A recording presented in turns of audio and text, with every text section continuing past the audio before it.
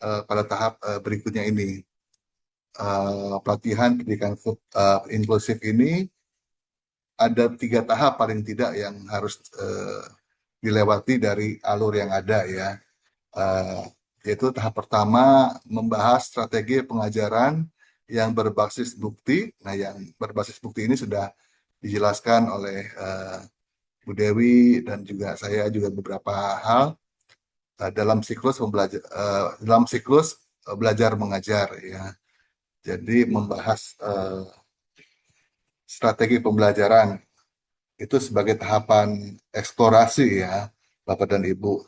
Jadi peserta tidak hanya belajar untuk teknik mengajar berdasarkan sembarangan atau berdasarkan feeling semata ya, melainkan strategi yang sudah teruji secara ilmiah ya dengan evidence based. Artinya kita sudah melaksanakan asesmen, sudah melihat teori-teori yang ada ya untuk memastikan semua siswa termasuk berkebutuhan khusus dapat mengikuti pembelajaran dengan efektif ya. Jadi ini setelah teori kita banyak belajar ya.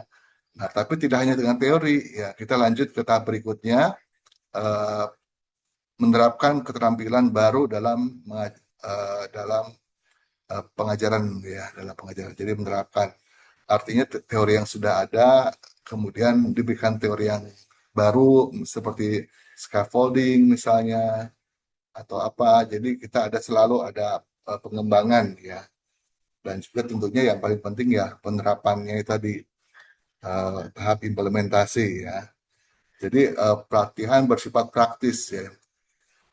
Jika memungkinkan memang apa praktek langsung ya pada pagi ini cuma sayang sekali untuk SMA kebanyakan sedang ada aktivitas jadi tidak bisa diterapkan untuk praktek pembuatan video. Tapi prinsipnya setelah pembelajaran ini, setelah pelatihan ini, Bapak dan Ibu terus menerapkan bahwa apa yang sudah dipelajari teorinya langsung dipraktekkan, ya, langsung diterapkan, ya, karena mungkin untuk pelatihan ini sangat terbatas. Nah, justru eksplorasi dari praktek di lapangan itu paling utama, ya. Eh, jadi pengetahuan pertama didapat secara langsung, kemudian diuji coba, ya, dalam konteks yang nyata di kelas. Jadi apa yang sudah dipelajari langsung dicobakan. Ya, ini adalah fase kritis di mana guru mengubah teori yang menjadi aksi nyata. Artinya dari teori yang ada aksi nyata ya untuk melihat kecocokan strategi dengan dinamika kelas mereka. Jika memang tidak diterapkan, nanti apa yang didapat itu tidak akan bermanfaat dengan baik ya. Jadi Bapak Ibu harus banyak mencoba menerapkan dari apa yang kita pelajari pada minggu ini. Nah, selanjutnya berbagi pengalaman dan merefleksikan praktik ya. Artinya sudah diterapkan, sudah ada pengalaman praktek-praktek yang baik, kemudian berbagi kepada rekan-rekan sejawat ya. Berbagi ini tentu tidak hanya menguntungkan rekan sejawat, kita pun semakin eh, baik ya karena akan merefleksikan, akan melihat umpan balik dari rekan sejawat sehingga ilmu kita terus berkembang ya. Apa yang kita dapatkan disampaikan ke yang lain dan mendapatkan feedback dari rekan sejawat. Pada topik ini juga kita dapat menganalisis peran strategi dari pengajaran evidence informed dalam siklus belajar ya. Jadi kemudian juga menilai efektivitas berbagi bagi pengajaran.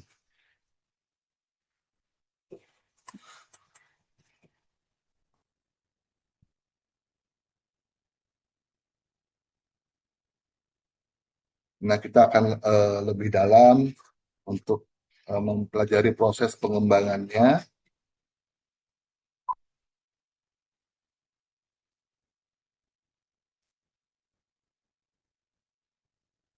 Proses pengembangan, kemudian penerapan dan refleksi. Jadi ini Bapak Ibu bisa selalu mengingat bahwa tiga tahapan itu, mulai proses pengembangan, penerapan, dan refleksi, menjadi tiga hal utama yang terus digunakan dalam pembelajaran setelah pelatihan ini ya. Jadi kita lihat konsep utamanya tadi ya, konsep pengajaran berbasis evidence informal seperti itu. Jadi ini merupakan pendalaman teknis ya, pendalaman teknis ataupun juga kerangka operasional ya. Jadi perlu diingat terus bahwa pengajaran evidence informal itu adalah berarti keputusan instruksional guru tidak berdasarkan pada insting tadi ya, tidak berdasarkan feeling ya, eh, melainkan dengan data penelitian ya, dengan data yang nyata dari siswa. Itu selalu diingat ya. Kemudian juga fokus pada kebutuhan murid beragam selalu diingat juga ya. Kita harus senantiasa fokus pada kebutuhan murid yang beragam ya. Eh, dan ini dipraktikkan sekali lagi, dipraktikkan dalam pembelajaran ya, karena ini inti dari pendidikan inklusif ya. Ya, jadi kita tidak menerapkan inklusif kalau kita hanya menerapkan satu metode, satu strategi ya. Jadi karena guru mengakui bahwa satu metode tidak bisa berlaku untuk semua ya. Jadi harus berbagai metode. Kemudian juga pembelajaran responsif juga adaptif ya. Artinya pengajaran bersifat hidup ya, terus berkembang, terus berubah ya. Maksudnya jika siswa menunjukkan kesulitan, nah guru segera mengubah pendekatan ya, bersifat adaptif. Itu sebuah habit kita bahwa plan A sudah ada, kalau tidak ada, kalau ada kendala langsung plan B. Itu sudah otomatis ya. Jadi kita terbiasa tidak kaku. Ya. Nah, itu tentunya berdasarkan respon dari siswa ya. Jadi kita sudah terbiasa. Dan ini tidak hanya teori, praktek juga. Kemudian perlu diingat bahwa dalam pembelajaran pun ada siklus pengajaran ya, dan pembelajaran. Ada siklusnya. Ya. Nah, jadi ada tiga hal yang harus diingat pengajaran ya, dalam hal ini guru, kemudian pembelajar dalam hal ini siswa, dan juga asesmen atau data. Jadi tiga hal: pengajar, pembelajaran murid, dan juga asesmen. Itu tiga eh, yang memiliki hubungan dinamis ya, jadi saling mempengaruhi ya. Dalam pengajar atau guru ini, apa yang disampaikan, bagaimana caranya menyampaikan, nah itu yang perlu diperhatikan ya.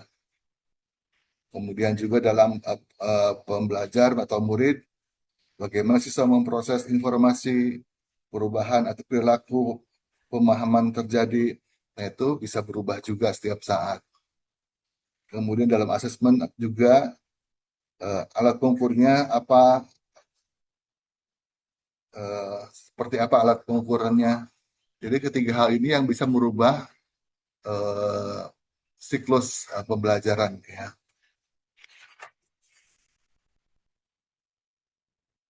Nah, lanjut berikutnya karakteristik siklus ya. Siklus pembelajaran ini bersifat berkelanjutan ya. Bersifat berkelanjutan. Jadi hasil dari bab pembelajaran memberi informasi bagi bab berikutnya. Jadi kita selalu menghubungkan bab pertama, kemudian bab kedua, jadi saling berhubung. Tidak ada fase yang terbuang setiap data atau setiap ilmu yang diperoleh. Nah, ini merupakan dasar perbaikan ya. Kesalahan atau kegagalan dalam metode pengajar di masa lalu tidak dianggap sebagai kegagalan permanen ya. Itu hal yang wajar. Jika memang ada kesalahan, langsung segera diperbaiki. Ya, nah, itu kita harus tertanam dalam proses belajar, eh, memperbaiki setiap kesalahan. Kemudian menciptakan lingkungan belajar yang dinamis dan juga responsif ya. Jadi output akhir dari siklus ini adalah suasana kelas di mana siswa merasa didengar ya secara akademis. Jadi memang bagaimana respon atau tanggapan dari siswa juga perlu diperhatikan ya. Jadi guru selalu hadir dengan solusi yang sesuai dengan perkembangan dari siswa tersebut.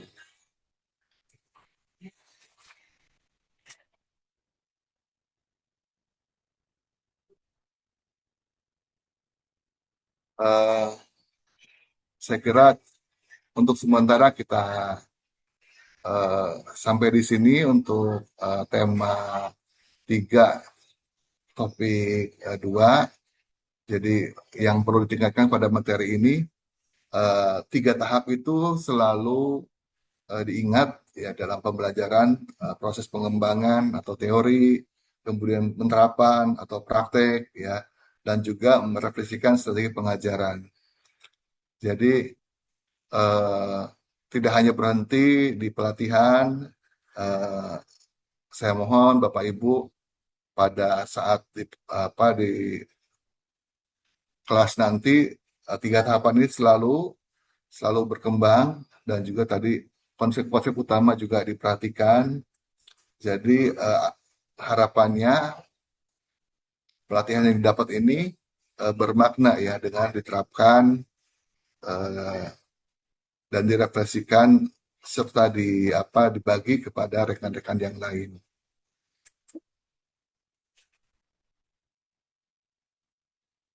Ya, jadi mungkin kalau memungkinkan eh, ada semacam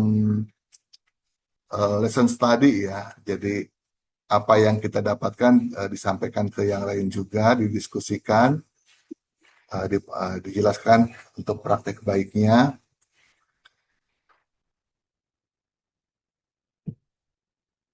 eh, melalui komunitas belajar ya Bapak Ibu ya. Jadi komunitas belajar tiap sekolah sudah ada, diharapkan eh, difungsikan, selalu difungsikan ya, diaktifkan. Setiap guru yang sudah memahami atau mengikuti pelatihan, mempelajari materinya dan juga menerapkan di sekolah, dan terakhir eh, guru tersebut memberikan praktik baik sehingga ada refleksi bersama teman-teman yang lain. Baik, izin saya akan men-share eh,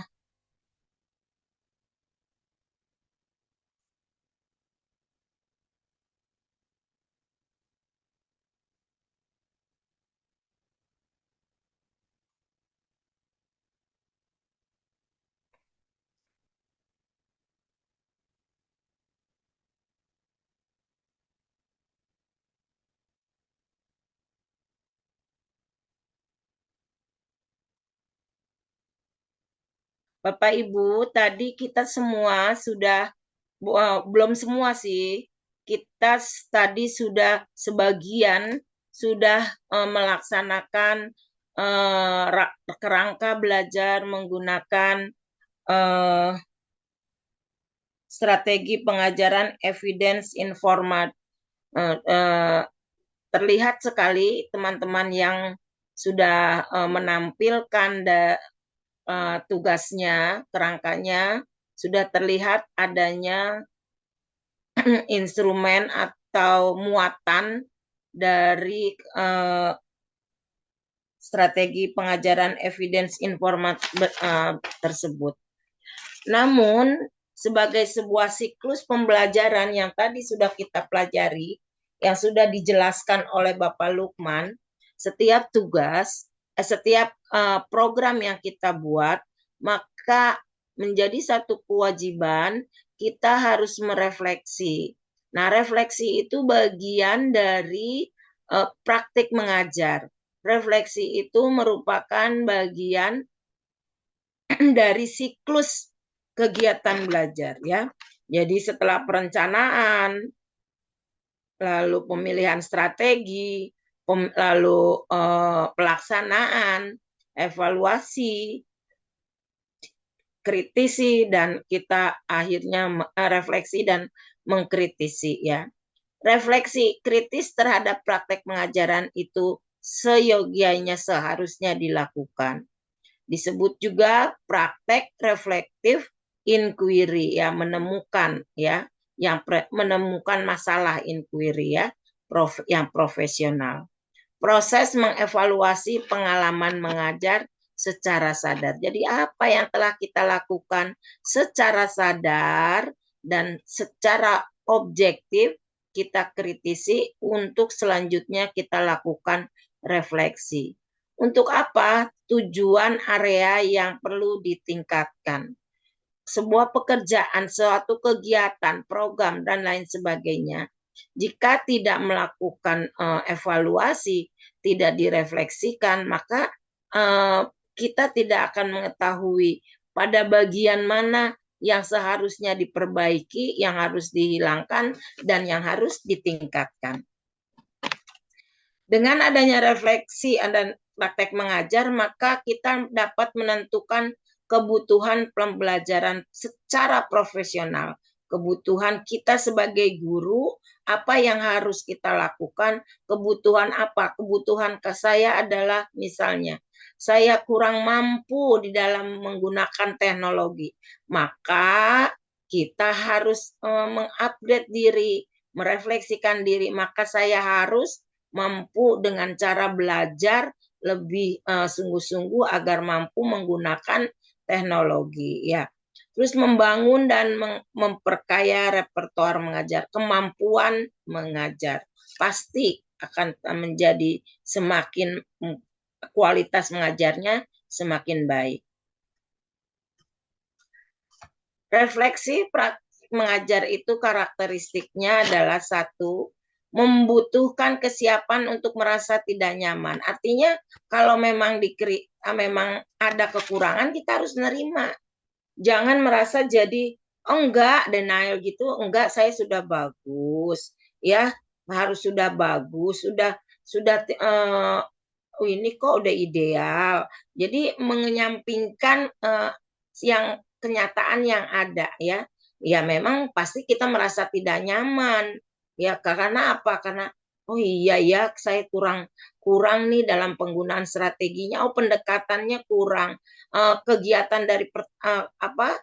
Transisi dari kegiatan satu, kedua, ketiganya kurang bagus, misalnya seperti itu.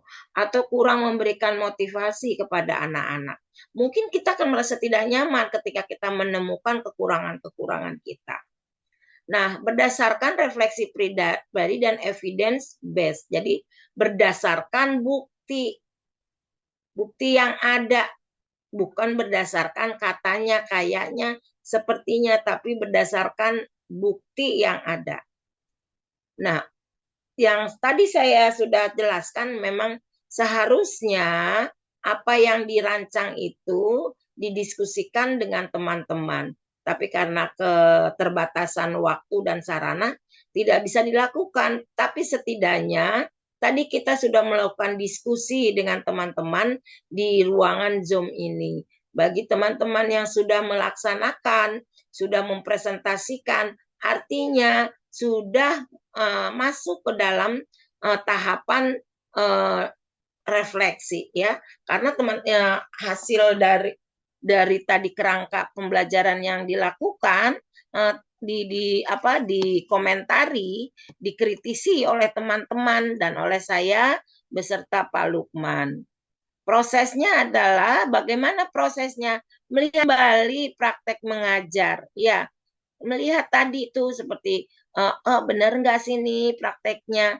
Makanya kan memang idealnya kita menonton atau menyaksikan video proses pembelajarannya. Sekali lagi karena terkendala dengan kondisinya kita adalah daring, maka agak sulit ya. Sebenarnya sih kalau dikatakan sulit dan tidak sulitnya relatif. Kalau memang mau pasti bisa membuat. Kalau tidak ada kendala ya, nggak ada kendala memang seperti muridnya yang sedang libur dan lain sebagainya ya. Tapi kalau muridnya ada, situasinya mendukung, maka kita bisa melakukan video. Jadi jelas apakah digunakan atau tidak kerangka belajarnya itu, apakah dipergunakan atau tidak strateginya gitu ya. Terlihat nggak, muncul nggak ketika dalam proses menilai strategi dan metode yang digunakan. Lalu prosesnya selanjutnya adalah mengevaluasi. Ya, tadi yang saya sampaikan harus dievaluasi. Semua kegiatan apapun kegiatan harus ada waktunya untuk mengevaluasi. Sekolah ibu mengadakan misalnya lomba memperingati 17 Agustus. Sebelumnya dirancang, dibuatkan panitianya, petugasnya, dananya dari mana, ya segala unsur pendukung agar acara itu bisa berlangsung. Tapi apakah setelah itu ada evaluasi? Masih jarang dilakukan. Seharusnya lakukan evaluasi. Untuk apa? Tujuannya nanti ke depan ketika kita mau melakukannya lagi, kita sudah tahu kekurangannya. Nah, itu bisa di eliminasi dan atau bahkan dihilangkan sama sekali. Oh, ini kekurangannya ternyata jenis lombanya, permainannya kurang menarik anak, kurang melibatkan anak, maka harus diperbaiki. Pembelajaran juga begitu. Harus ada objektivitas dalam penilaian. Kita nggak usah denial, apalagi playing victim, nggak bisa. Saya tidak bisa pakai strategi tutor sebaya. Soalnya anaknya nggak ada yang mau, anaknya nggak ada yang pinter. Padahal kalau dilakukan pendekatan, perlahan-lahan pas ada yang mau. Masa iya satu kelas itu nggak ada yang bisa gitu kan? Jadi harus objektif dan kritis. Kritisnya terhadap apa? Kritisnya harus terhadap diri sendiri, bukan kritis terhadap orang lain. Jadi kritislah terhadap diri sendiri. Lanjutnya, apa sih manfaatnya? Kok kita kalau mengajar itu harus dikritik, harus merefleksikan pengajaran. Jangan jadi manusia anti kritis ya. Dikritis marah. Kalau anak sekarang bilang yeping, ngomel-ngomel, marah-marah. Enggak kok, gini-gini, oh saya udah bagus. Ih, tahu apa orang saya udah pengalaman mengajar sekian puluh tahun gitu ya kan. Ada saja nanti pasti akan ketemu namanya kita belum menyempurnakan. Nah, disinilah manfaatnya nih. Manfaatnya yang pertama ya, sebagai alat bantu refleksi. Kita mengkritis itu sebagai alat bantu refleksi ya. Mendorong praktek mengajar yang lebih inklusif. Karena sudah dikritisi, sudah melakukan refleksi, maka insya Allah pembelajarannya akan menjadi inklusif. Meningkatkan kualitas pembelajaran, mengembangkan profesional berkelanjutan. Artinya sudah profesional, nanti selanjutnya makin bagus, makin profesional dengan cara selalu mengkritisi diri sendiri dan mengevaluasi, mengkritisi dan merefleksi. Nah, alatnya apa saja? Satu, refleksi diri atau self reflection di analisis apa kekurangan medianya sudah bagus atau belum ya, strateginya sudah bagus ya, apakah saya bisa mengenali setiap anak, apakah saya tahu kebutuhan belajar anak, bagaimana dengan ruangannya, bagaimana dengan tahapan pembelajarannya, semua kita refleksikan. Harus berdasarkan bukti, jangan perasaan saja ya, fiktif jadinya. Ada buktinya kurang tepat karena ini. Anaknya dengan metode yang saya gunakan, ternyata anaknya tidak fokus, anaknya lebih banyak bercanda, di foto situasi, lalu jadi refleksi diri. Nah, kalau memang sudah tahu ini kekurangannya, oh ini kekuatannya, ingat ya, tidak hanya kekurangan, tapi kekuatan-kekuatannya. Diskusikan dengan teman. Bu, ternyata ya Bapak, teman, misalnya tadi yang satu sekolah, ternyata saya kemarin pakai strategi ini, dengan ini, dengan ini. Ternyata ada keterbaruan, ada satu hal yang bagus. Apa itu? Misalnya anak menjadi lebih mandiri, anak lebih aktif loh, lebih cepat paham. Tapi ada loh kekurangannya gitu kan. Jadi diskusikan, barangkali teman-teman ada yang bisa bantu. Komunitas guru, komunitas pembelajar di sekolah akhirnya bermanfaat, bukan hanya sekedar komunitas pembelajar belajar di sekolah itu hanya berkumpul saat rapat saja, tapi jadikan komunitas itu menjadi wadah interaksi untuk belajar, menemukan unggulan-unggulan dari teman-teman. Satu kunci dari saya, kalau ada orang yang pinter, kita jangan benci, jangan iri. Kalau ada yang pinter, justru dekati, hampir ilmunya, minta petunjuknya. Kebalikannya, kalau kita memang mampu, kita bisa, jangan pelit sama teman. Jangan pelit. Satu saat kita butuh dia. Kita lebih misalnya saya memiliki kemampuan di dalam menentukan strategi belajar. Saya selalu, oh bagus misalnya. Tapi ada teman saya punya kelebihan, dia mampu atau piawai dalam menentukan model atau instrumen evaluasi. Apa salahnya kita saling memberi, saling bertanya, berkolaborasi. Itu diskusinya seperti itu. Jangan lupa lakukan catatan segala sesuatu kegiatan, baik itu refleksi mulai dari awal rancangan. Jangan hanya ada di kepala, harus dibahasakan, harus diliterasikan konsep ya. Keinginan dulu, saya mau belajar. Bikin konsep, saya mau mengajar, bikin konsepnya. Oh, konsepnya seperti ini. Oke, action, saya bikin kerangkanya. Bikin kerangkanya. Baru action gitu kan. Tapi kalau cuma ada di kepala, saya mah nggak perlu dibuat catatan, nggak perlu buat kerangka. Saya sudah mengajar kok selama 30 tahun di luar kepala. Tidak seperti itu. Tetap ada kerangka belajarnya, tetap ada modul ajarnya dan catatan atau jurnal mengajar. Kan ada tuh mungkin ada yang itu kalau jurnal mengajar tuh kalau saya bentuknya seperti itu aja, tabel, terus ada nomor, hari, tujuan pembelajaran, prakteknya apa, alat peraganya apa, terus kesesuaian, begitu aja dibuat. Jadi ketika dibuka di jurnal itu nanti catatannya akan dituliskan, ternyata masih belum efektif menggunakan strategi ini. Yang untung siapa? Kita. Kalau kita berpikir lagi, banyak bu administrasinya gitu kan. Banyak banget harus yang dikerjakan. Dibuat sesimpel mungkin.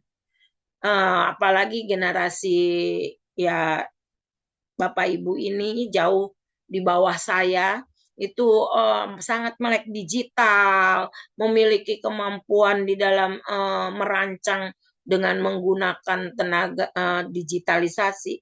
Itu jadikan itu untuk sarana mempermudah pekerjaan kita. Saya sendiri suka belajar sama siapa, sama yang anak muda, saya nggak malu. Tolong ajarin ibu ini sampai akhirnya pada satu titik anak muda itu yang berkata, saya kalah ya sama Ibu Dewi yang kalau bilang sih nenek-nenek tapi gaul, bikin ini bisa, bikin itu bisa. Nah, dari apa? Dari saya itu membuat mau berdiskusi dengan teman. Saya punya prinsip dua itu. Kalau dengan orang pintar, saya berhadapan dengan orang pintar, maka saya adalah orang paling bodoh di dunia.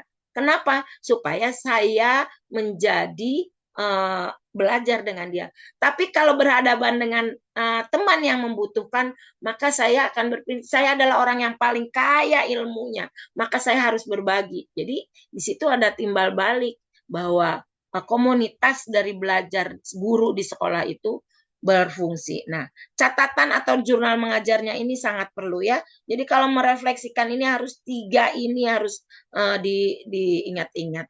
Lanjut. Nah, bagaimana untuk merefleksikan apakah kerangka itu atau pengajaran yang kita lakukan itu sudah sesuai atau sudah sesuai harapan nih, dilakukan siklus-siklusnya apa? Satu nih dari mulai analisis dulu, ambil keputusan sih, ya. Nih, di sini, di mana posisi siswa saya sekarang? Artinya, asesmen tuh kemarin ada. Mampunya sekarang apa? Posisinya di mana? Oh, posisinya ada di bisa menyebutkan resep atau resep membuat risol. Baru sampai situ. Oh, analisis keputusannya. Maunya supaya dia bisa analisis keputusan, ternyata benar. Dia hanya bisa hanya bisa menghafal resep membuat risol. Terus seharusnya apa sih yang dipelajari? Apa yang ingin siswa saya pelajari? Ini kalau mau refleksikan apa yang telah kita buat, harus berawal dari sini. Yang saya pelajari ya, anak saya harus bisa mengukur berapa banyak terigunya, harus memakai alat timbangannya harus tepat lah gitu. Langsung merencanakan programnya. Nah, programnya seperti ini. Bagaimana siswa saya capainya, caranya seperti apa. Baru praktek di kelas. Lalu kita lihat bagaimana saya tahu apakah siswa sudah paham melalui evaluasi. Saya lihat bagaimana perkembangannya. Nah, setelah itu baru umpan balik. Ini kalau siklus dari pembelajarannya. Kalau tadi itu bagaimana kita siklus ke anaknya gitu ya. Tapi kalau yang tadi adalah siklus bagaimana kita sebagai guru sudah belum, sudah sesuai belum? Maksudnya efektivitas mengajar kita. Bagaimana teknik observasi kelas yang efektif ya? Buat apa observasi apa? Sekali lagi, untuk meningkatkan hasil belajar. Pengertian utamanya, observasinya harus berdasarkan base observation ya, bukti ya. Dilakukan oleh pendidik untuk pendidik. Jadi dia melakukan observasi itu ya untuk diri sendiri dan untuk teman-teman ya. Ya, tidak selalu melibatkan pengawas formal. Jadi nggak perlu saya mau buat ini besok mau melakukan pembelajaran. Nggak perlu ada seorang pengawas yang formal untuk mengawasi kita di dalam kelas, tapi bisa dilakukan antara pendidik dengan pendidik ya. Harus berbasis data nyata tadi sudah. Pokoknya harus semua by data. Kolaboratif antar rekan sejawat tadi sudah dijelaskan. Fokus pada peningkatan keterampilan mengajar ya. Fokusnya perbaikan mengajar itu adalah untuk meningkatkan keterampilan mengajar kita. Setiap hari kita harus mengupgrade sudah sampai mana nih kemampuannya. Segala ilmu pengetahuan itu kan sifatnya selalu berkembang. Metode-metode pembelajaran itu pasti berkembang. Dulu baca itu pakai metode SAS, sistem analisa, sintesis ya. Lalu ganti lagi dengan cara apa yang dipotong-potong suku kata dan lain sebagainya. Nah, berkembang terus sampai sekarang ada metode terbaru. Jadi kita harus meningkatkan keterampilan mengajar. Jangan menutup diri. Katanya, kata orang pintar, kalau kita merasa diri kita sudah bisa atau pintar lebih daripada yang lain, sudah berakhirlah kita. Sudah habis kita. Tidak ada lagi diri kita karena udah stop. Tapi kalau kita masih merasa membutuhkan ilmu pengetahuan yang baru, maka hidup kita akan terus berlanjut. Apa saja yang harus diobservasi, mengidentifikasi area yang perlu ditingkatkan ya. Apa ya observasi dari pembelajaran yang tadi Ibu lakukan itu tujuannya satu, mana yang perlu ditingkatkan, kayak tadi Bu tingkatkan ya. Ternyata dari beberapa guru yang tadi membuat itu ada strategi pengajaran asistif, berarti kan ditingkatkan ya. Itu ditingkatkan. Oh iya ada, lalu dikembangkan. asistif berarti ini bisa dipergunakan seperti ini, dikenakan kepada anak-anak dengan karakter seperti ini. Nah, tentu saja akhir dari sebuah observasi harus mampu membuat umpan balik. Umpan balik itu bukan yang menjatuhkan, tapi yang membangun. Konstruktif umpan baliknya. Tadi saya sudah memberikan umpan balik itu. Oh, kan Bapak Ibu melemparkan semua hasilnya kepada saya, hasil membuat kerangka, lalu saya dibalikkan kepada Bapak Ibu seperti ini umpan baliknya, feedbacknya. Apa feedbacknya? Bu, sebaiknya kalimatnya disederhanakan, lebih padu. Itu feedback, bukan mau menjatuhkan. Makanya tadi harus siap untuk merasa tidak nyaman. Seperti itu. Lanjut. Teknik observasi kelas yang efektif ya. Menetapkan tujuan observasi yang jelas. Fokus observasinya apa? Pasti untuk pembelajaran ya, untuk meningkatkan kegiatan belajar. Menyusun definisi operasional perilaku yang diamati. Maksudnya gini, apa sih yang mau diamati? Maka harus ada indikatornya, operasionalnya. Misalnya menggunakan strategi mengajar dengan tepat, keterlibatan mampu membangun keterlibatan antar murid dan guru. Nah, itu definisinya. Menyiapkan pelatihan bagi pengamat. Maksudnya gini, kalau ada ibu bapak mau melakukan ini merancang dan melaksanakan pengajaran, kan ada beberapa teman nanti yang diminta untuk mengamati kita harus kasih tahu dulu. Saya pelatihan di sini maksudnya bukan pelatihan pergi pelatihan, tapi teman-teman memberikan acuan, memberikan indikatornya apa saja yang harus diamati. Nah, seperti itu ya. Melaksanakan nah bagaimana pelaksanaannya?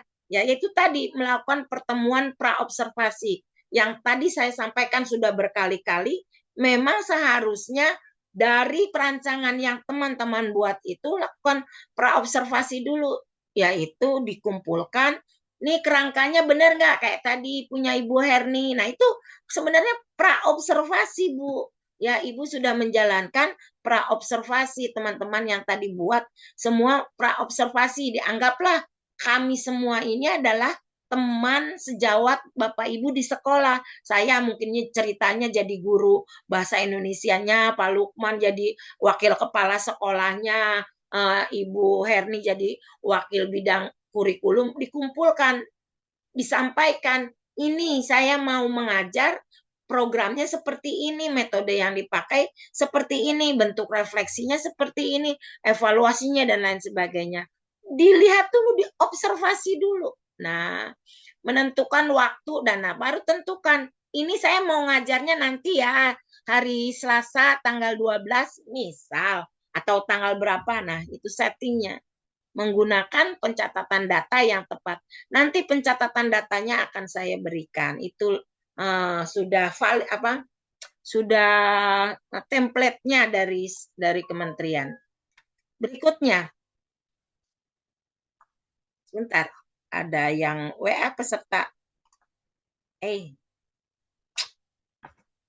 Sebentar, ada yang sakit katanya.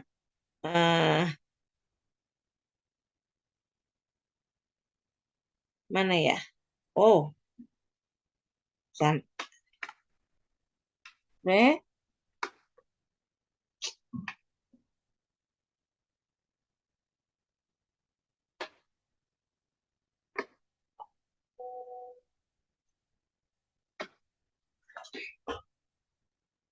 Nah, berikutnya mengembangkan praktek repertoar. Ada yang paham apa repertoar?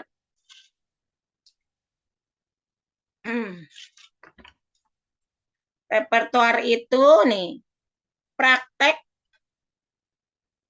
repertoar itu praktek yang mencakup teknik, strategi, cara kerja, keahlian, dan pengetahuan yang dimiliki pendidik. Pokoknya semua aja, kemampuannya apa aja. Misalnya, saya nih mau mengajarkan tentang bahasa, boleh dong Saya misalnya bahasa mengenai deskripsi, misalnya prosa gitu. Lalu kebetulan punya kemampuan untuk memprosakan, membacakan prosa tersebut. Kan selama ini kebanyakan ya udah ini prosa gitu. Anaknya disuruh membaca prosa tersebut atau membaca puisi atau menggambar, tapi kenapa gurunya tidak melakukan itu? Nah, itu repertoar tuh. Kita melakukan apa yang akan kita ajarkan kepada anak secara eksplisit, bukan hanya sekedar teori, ya. Terus kalian ya, misalnya saya pinter bikin tadi risol mayo. Jangan cuma hanya praktek penjelasan lewat slide-slide, tapi langsung repertoire nih ibu terkenal loh pinter bikin risol mayo. Perhatikan duduk dulu, ibu akan bikin dari awal sampai akhir, bisa bikin risol mayo yang enak. Setelahnya tinggal dicicipi. Nanti kalian tinggal bikin. Nah, itu repertoar. Kalau matematika juga seperti itu. Buat di SD nih, kadang ini lucu. Anak-anak coba menggambar, misal diminta anak gambar 3 dimensi. Ini banyak banget. Saya sering melihat 3 dimensi gitu kan. Seharusnya guru itu mempraktekkan bikin benda 3 dimensi. Misalnya gambar lemari sampai benar-benar berbentuk lemari. Bukan hanya sekedar kalau bikin hiasan 3 dimensi harus ada panjang, lebar, dan tinggi. Ini loh yang gambar 3 dimensi. Tapi si ibu guru nggak pernah menggambar. Lucu kan? Nah, kalau menyanyi gimana, Bu? Kan suara saya serak-serak sember, nggak bagus. Lah, kita bicara jujur. Ini ya, lagu ini dinyanyikan dengan suara yang misalnya kunci ini, kunci ini. Tapi dengan keterbatasan ibu suaranya tidak merdu. Lalu ibu punya keahlian. Keahliannya apa? Ibu keahliannya IT misalnya nih, ibu udah bikin loh film pendek, bikin. Ibu yang nyanyi, tapi ibu pakai AI. Nih lihat, ibu bisa nyanyi, tapi suara ibu itu bukan ibu yang nyanyi, AI. AI itu yang bikin. Lah itu keahliannya apa? Keahliannya digital itu gunakan. Jadi benar-benar repertoar itu tunjukkan keahlian ibu sehingga harga diri Bapak Ibu juga tidak ya standar di mata. Oh, guruku pinter, bisa ini, bisa itu ya. Nah, digunakan untuk menyesuaikan pembelajaran dengan kebutuhan peserta didik. Misalnya, ada anak yang tunarungu. Kalau saya ngajar, dia membaca atau ngomong, aduh, saya capek banget teriak-teriak. Nggak usah teriak. Yang ibu-ibu ahli belum bisa itu, gunakan kemampuan ibu menarik perhatian, ditepuk. Kalau yang perempuan pakailah lipstik yang tebal, kasih tahu. Nah, itu semua salah satu kemampuan dengan gestur tubuh. Yang laki-laki bisa dengan menepuk bahunya, lalu bilang, ini, lihat. Jadi, kemampuan-kemampuan itu, walaupun gestur, itu merupakan repertoar. Ya.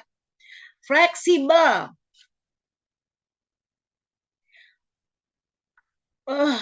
Kalau pendidikan inklusif udah pasti harus fleksibel. Jadi tidak perlu lagi saya jelaskan bahwa pendidikan inklusif itu fleksibel. Gimana nggak fleksibel? Kalau anak kemampuannya hanya sebatas misalnya karena dia diskalkulia atau dia disleksia, dia nggak bisa menghitung sampai 100, lebih dari 100, mau dipaksa. Ya enggak. Walaupun SMA, dia hanya menghitung di bawah sampai 100. Gitu. Ya, jadi fleksibel. Oh, fleksibel. Pengaturan di kelas itu tempat duduk berubah-ubah. Setiap hari berubah. Kanan, kiri, atau depan, ke depan, ganti. fleksibel ketika anak yang low vision, kecuali Dewi Indriani, Lukman tidak boleh pindah. Kenapa? Karena low vision, duduknya tetap di depan. Itu sudah mengakomodasi dan fleksibel, ya. Berikutnya, bagaimana karakteristik praktek repertoire? Bersifat terbuka, dinamis, berbasis pengalaman dan teori. Dikembangkan melalui diskusi dan dialog, kritik konstruktif, proses refleksi berkelanjutan, desain dan redesign pembelajaran secara berulang. Ini karakteristiknya. Baik, lanjut.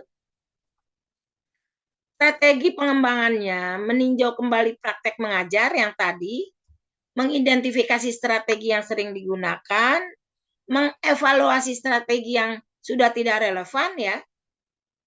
Kalau sudah tidak relevan, nggak sesuai lagi, jangan paksa untuk digunakan. Ayo ganti. Masih banyak strategi yang lainnya.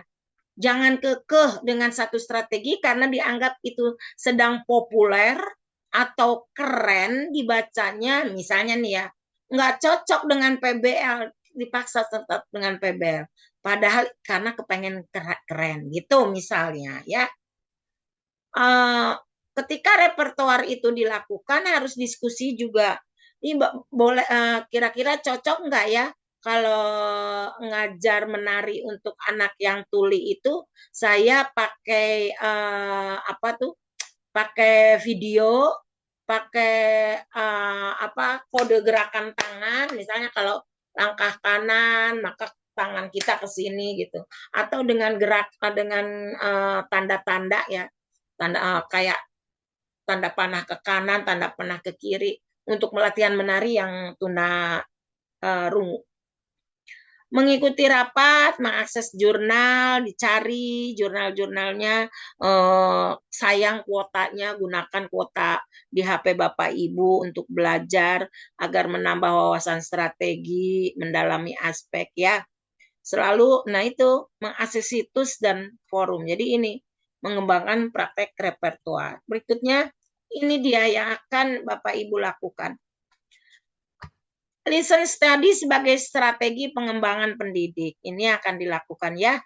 Ini adalah sebuah strategi pengembangan profesional pendidik bersifat kolaboratif, berbasis pengamatan, berasal dari Jepang. Dan kebetulan waktu beberapa udah lama sih ya, seharusnya nih yang kedua tapi belum mulai, saya sampai untuk belajar listen study ini saya pergi ke Kuningan, kebetulan di sana ada SLB yang memanggil atau mengundang ahli listen study dari Jepang. Nah, saya belajar di sana. Saya penasaran, apa sih listen study? Kok katanya keren gitu, saya penasaran. Saya nggak mau katanya, saya penasaran. Akhirnya saya ke Kuningan di SLB Bina Mandiri. Saya di sana belajar selama seminggu mengikuti bagaimana caranya listen study itu. Nah, ternyata konsep dasarnya adalah strategi pengembangan itu adalah mengembangkan keprofesionalan guru, mengupgrade terus. Dan itu bukan hanya untuk diri sendiri, ternyata setiap satu kerangka pengajaran yang dibuat oleh teman-teman, setiap satu pra-observasi yang dilakukan oleh teman-teman itu bisa mengimbas kepada teman-teman yang lain. Misalnya Bapak guru siapa Pak Lutfi guru matematika membuat rancangan pengajaran untuk kemarin besar sudut misalnya ya, sudut dan matematika sudut gitu. Pra-observasi ini bagian dari lesson study. Terus ditayangkan pakai strategi belajar ini. Yang lain ya, yang lainnya akan melihat, oh Pak Lutfi pakai itu ya, pantesan anak-anak muridnya cepat paham ya gitu kan. Itu lesson study, seperti itu. Nah ya, kalau Bapak Ibu di sekolah lakukan itu minimal 1 bulan sekali, secara random ambil kerangka pembelajaran atau teman-teman, atau rutin per 2 minggu sekali ya di sekolah dari SD sampai SMA. Itu akan meningkat kemampuan mengajarnya karena apa? Di situ ada getok tular ya, atau ya pengimbasan lah bahasa kerennya, imbas Jadi dijelaskan oleh Pak Lutfi seperti ini loh. Kalau coba mengajar matematika sudut pakai strateginya seperti ini. Kalau anak berkebutuhan khusus dijelaskan secara rinci. Teman-temannya menyaksikan, semua teman sejawat, khusus untuk misalnya guru matematika saja. Akhirnya imbasnya yang tadinya tidak menggunakan seperti yang dilakukan oleh Bapak Lutfi akan melakukan berbeda dengan cara supervisi sebelumnya. Kalau supervisi itu kan hanya antara guru yang bersangkutan dengan supervisor. Hanya guru dan kepala sekolah. Kan tidak dijelaskan oleh sebelumnya.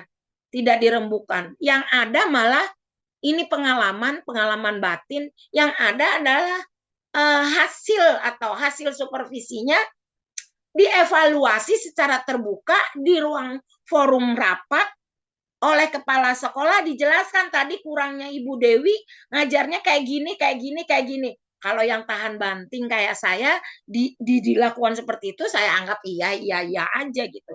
Tapi kalau ada guru yang nggak tahan itu sampai akhirnya nangis, nah gimana tuh kalau seperti itu? Kan malah jadi tidak kondusif. Guru merasa dijatuhkan, guru merasa jadi, ya kok saya bodoh amat ya jadi guru. Tapi kalau sebelumnya, ini kurang, sama-sama sama teman diperbaiki. Saat ngajar, kepala sekolah sudah tidak punya urusan lagi. Karena tadi sudah diperbaiki sama-sama. Paling nanti rekan sejawatnya yang melihat. Gimana tadi, udah sesuai kan sama yang dirembukan? Wah, udah sesuai. Nah, gitu. Tinggal kita merefleksikan. Kayak gitu, Ibu. Bapak, Ibu. Listen study seperti itu. Saya siap menjembatani atau kalau sekolah Bapak Ibu mau belajar khusus untuk lesson study, untuk meningkatkan kemampuan mengajar guru-guru, saya siap menjadi jembatannya, mewadahinya. Karena ini sangat menarik sekali. Tuh, tujuannya apa?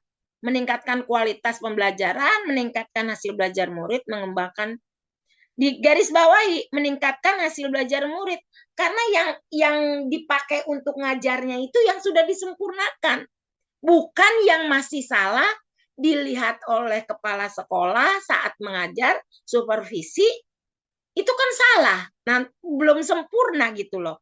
Ya itulah kan kalau kayak kemarin Universal Design Learning itu seperti ini. Jadi udah disiapkan yang sempurna dulu, baru dilakukan. Bukan sudah dipakai, baru dikoreksi. Nah, kayak gitu ya.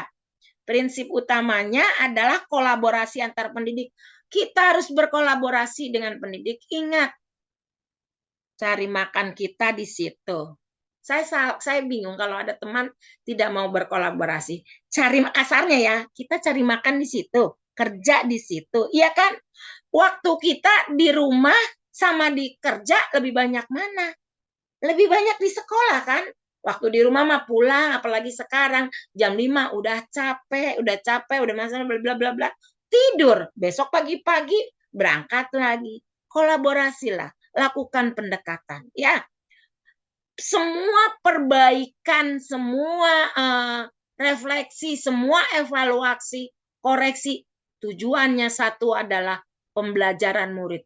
Bukan supaya koreksinya itu supaya saya ngajarnya lebih keren, supaya saya ngajarnya lebih gampang, supaya saya ngajarnya lebih santai, bukan. Tapi bagaimana setelah saat dikoreksi itu bersama teman-teman supaya pembelajaran muridnya semua terakomodasi. Ya, harus lakukan refleksi kelanjutan siklusnya, perbaikan, evaluasi, kritik, refleksi, balik lagi terus begitu. Jangan sampai berhenti untuk melakukan perbaikan. Kalau sudah merasa hebat mah repot jadinya ya. Nah itu nanti jadi yang tadi dilakukan itu silakan nih teman-teman refleksikan. Cuma di formatnya nanti ada bagian rekan sejawat. Jadi Ya, teman-teman minta sama teman di sekolah, Bu ini udah bagus nih harus jujur. Nanti ke temannya ya udah tanda tangan ini kan tugas tugas pelatihan tinggal tanda tangan, tapi tolong dibaca dulu. Jadi nanti hasilnya itu yang Bapak Ibu buat dan tadi dipresentasikan berikan ke teman-teman, diminta ke teman-teman, tolong dikoreksi ini, dievaluasi udah benar apa enggak gitu ya. Walaupun tadi sudah sama-sama kita koreksi kan ada masukan lainnya juga kan jadi meningkatkan praktek mengajar kita. Berikutnya, nih, bagaimana lesson study itu sebagai pengembangan pendidik? Baik, nih, satu siklusnya dulu. Tadi perencanaan pembelajaran bersama. Jadi direncanakan bersama tuh yang tadi udah jelaskan berulang-ulang. Setelah kita buat dulu, kita presentasikan dulu, direncanakan mana yang baik, mana yang kurang. Nggak usah pakai metode ini ganti, iya boleh. Kita harus menerima kritik itu, saran itu kita terima. Makanya tadi siap-siap untuk rasa tidak nyaman, gitu kan? Lo laksanakan pelaksanaan pembelajaran, observasi oleh pendidik lain. Observasinya yaitu dengan pendidik lain, bukan lagi supervisi. Observasi, terus analisis, terus refleksikan, disempurnakan lagi ya. Seperti itu. Jadi selalu ada penyempurnaan setiap saat. Teman-teman, selanjutnya adalah tahap pelaksanaannya. Satu pendidik mengajar, pendidik lain mengamati proses belajar, fokus pada aktivitas murid. Bukan fokus kepada cara mengajarnya. Kan selama ini salah kaprah. Benar-benar salah kaprah. Itu suatu hal yang miris.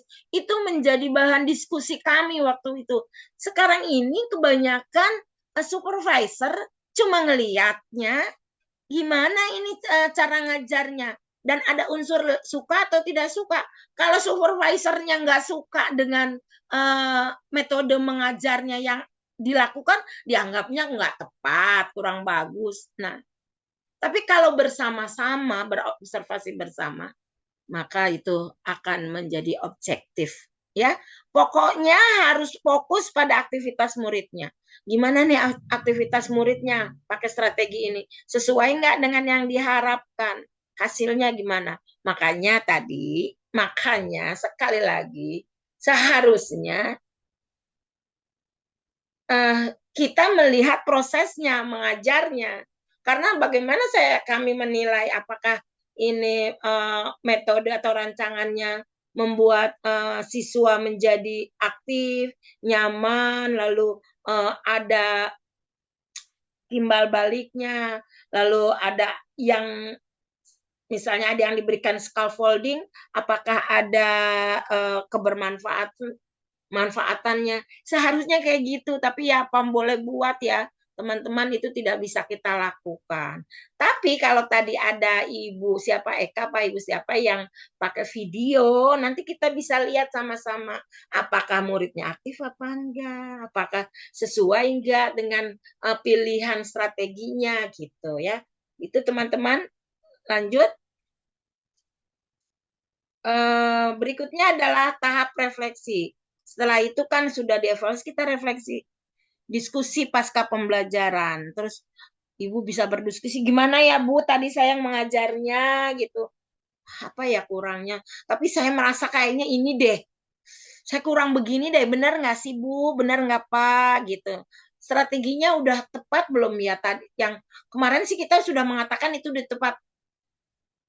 Menurut Bapak Ibu tadi yang sudah saya lakukan itu sudah sesuai nggak dengan praobservasi? Ya. Ini manfaatnya ya sudah pastilah ini menjadi kita sepakat bahwa dengan apa yang kita lakukan itu refleksi mendalam, praktek mengajar, meningkatkan kualitas pembelajaran, sarana belajar bersama. Jadi bersama kita dengan guru, belajar bersama, sama duduk sama rendah, berdiri sama tinggi.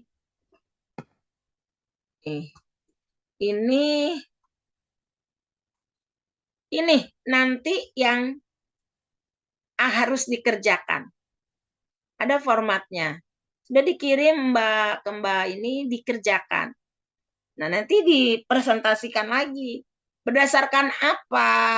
Yaitu berdasarkan tadi kerangkanya yang tadi dibuat.